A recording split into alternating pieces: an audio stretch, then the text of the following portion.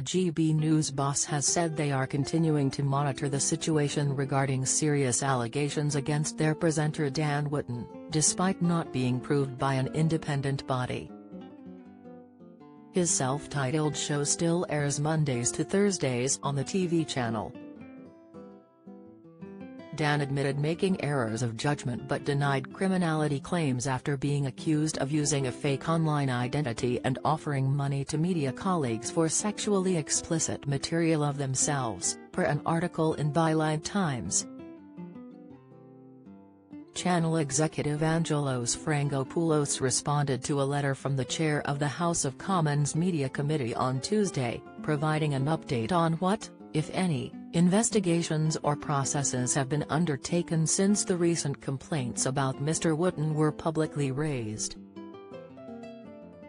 Dame Caroline Dinenage referenced an ongoing investigation into his alleged behavior by the Sun newspaper, the outlet Wootton worked at until 2021. She also mentioned news from August that Mail Online had paused his column.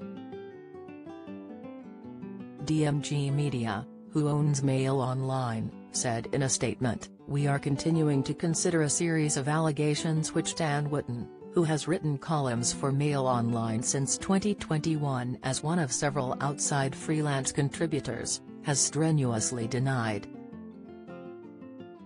The allegations are obviously serious but also complex and historic, and there is an independent investigation underway at the media group which employed him during the relevant period."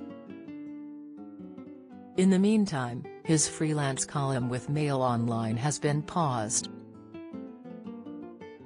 In her new letter, Dame Caroline explained, "Since then, we are aware that Mr. Wootton continues to broadcast on GB News, and indeed discussed the accusations against him during a broadcast on the channel on July 19, 2023.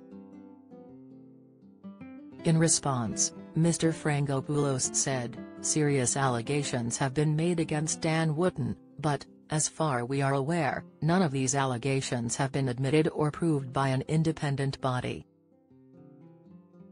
GB News continues to monitor the situation. He added, "Were a formal complaint to be raised by a member of our staff, then GB News would, of course, take appropriate steps." After allegations came to light, Dan launched a public plea and asked his social media followers to donate money towards his legal bills.